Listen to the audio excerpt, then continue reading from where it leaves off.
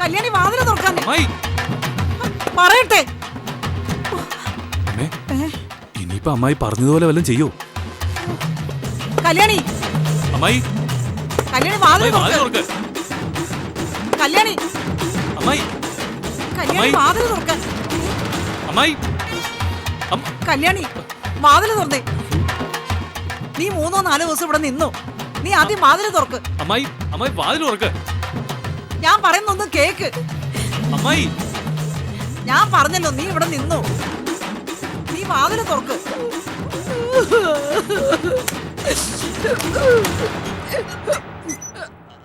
എന്റെ മോനായിട്ട് പിടിച്ചോണ്ട് വന്ന നിലയ്ക്ക് ഞാൻ ഇറക്കി വിടുന്നില്ല. എന്താ പോരെ?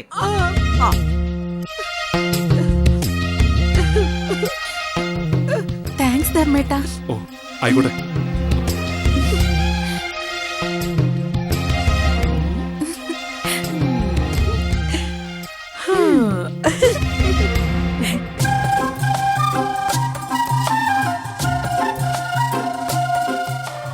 കണ്ടോടാ അവൾമാരുടെ സ്വഭാവം. ഇനി ഈ നാശങ്ങൾ എന്നിറങ്ങി പോവാന്.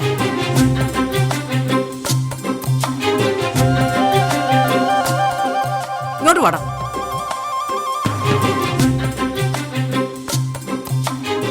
രണ്ട് ദിവസം കഴിഞ്ഞ കൊണ്ടുവന്നതുപോലെ നീ തന്നെ തിരിച്ചു കൊണ്ടുപോയിക്കണം. അല്ലെങ്കിൽ നീ ഇവിടുന്ന് പുറത്താ. മനസ്സിലായോടാ?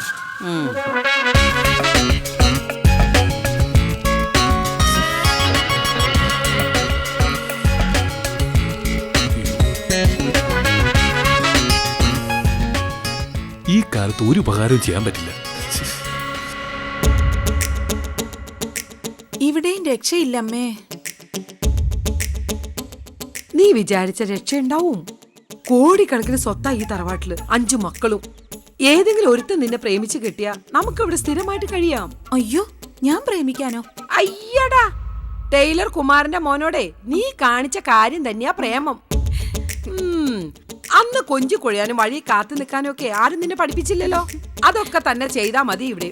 ദേ, 2 ദിവസത്തിനുള്ളിലെ ഒരെണ്ണത്തിനെ വളച്ചെടുത്തില്ലെങ്കിലേ കൊല്ലും ഞാൻ.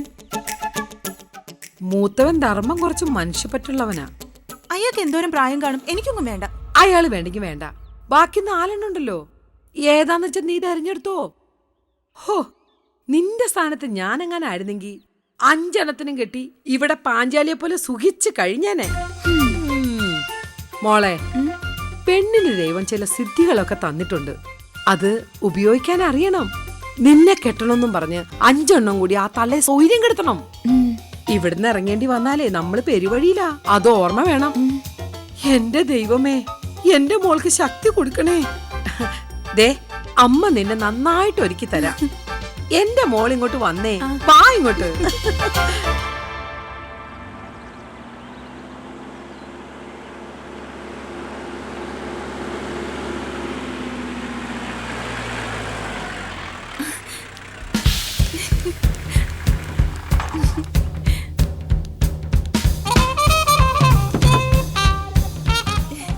ആരാ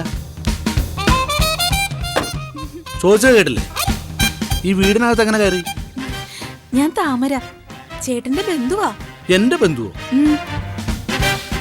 ചേട്ടന്റെ മാത്രമല്ല, എല്ലാവരുടെയും ബന്ധുവാ. എനിക്ക് ദൂരെ നിന്ന് കണ്ടപ്പോ തന്നെ മനസ്സിലായി. എന്തു മനസ്സിലായി? ഈ ശരീരവും വണ്ടിയോടിച്ച് വരുന്ന സ്റ്റൈലും ഒക്കെ കണ്ടാ തന്നെ അറിയില്ലേ? എടി പെണ്ണ, നിനക്ക് വല്ല കുഴപ്പമുണ്ടോ? ആ, ഉണ്ട്. എന്തു കുഴപ്പം? സ്നേഹം. സ്നേഹോ? എന്നോടാ? ചേട്ടന്റെ മനസ്സിലും സ്നേഹം മാത്രമാണെന്ന് ഈ മുഖം കണ്ടാൽ അറിയാം. ഇവിടെ മാനസിക രോഗികളെ ചികിത്സിക്കാറില്ലല്ലോ, പിന്നെ ഇത് എവിടെ നിന്ന് വന്ന് ചാടി?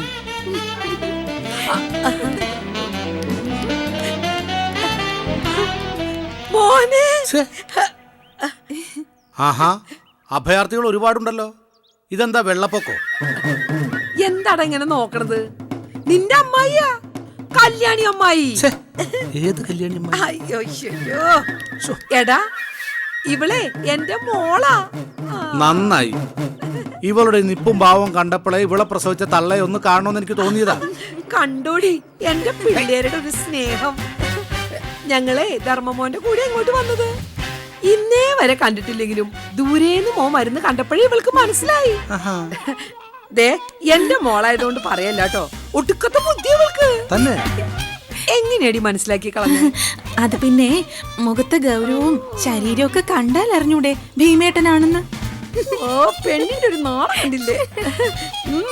വല്ലാണ്ടങ്ങ് ഇഷ്ടപ്പെട്ടെന്ന് തോന്നണല്ലോ. അതെ, ഞാൻ ഭീമനല്ല, ഞാൻ ഇവിടുത്തെ ഡ്രൈവറാ, കരുണൻ. ഡ്രൈവറാ? വെറുതെ ഈ കോലത്തിൽ നിക്കണത്. എന്ത് കാണാനടി വായം പൊളിച്ച് ഇവിടെ നിക്കണത്? ഇത് ഇവിടുത്തെ വേലക്കാരനാ. എനിക്ക് തോന്നിയതാ അമ്മേ. എന്നാ പിന്നെ ഇയാൾക്ക് ആദ്യമേ പറഞ്ഞൂടെ? സാറില്ല. ഇനി കുറച്ചു നാള് ഞങ്ങൾ ഇവിടെ ഉണ്ടാവും. അത് കഴിഞ്ഞ് സ്ഥിരമായി എന്നും വരും. വേലക്കാരൻ വേലക്കാരന്റെ സ്ഥാനത്ത് നിന്നാ മതി, അല്ലെങ്കിൽ എന്റെ സ്വഭാവം മാറും. ആ വാടി ഇങ്ങോട്ട്. അയ്യാ നിക്കണ നിപ്പോണ്ടില്ലേ വേലക്കാരൻ. അപ്പൊ തള്ളയും മോളും എന്തോ ഉദ്ദേശത്തോടു കൂടിയാ വന്നേക്കുന്നത്. എന്തു കുരിശാണ് ആവും.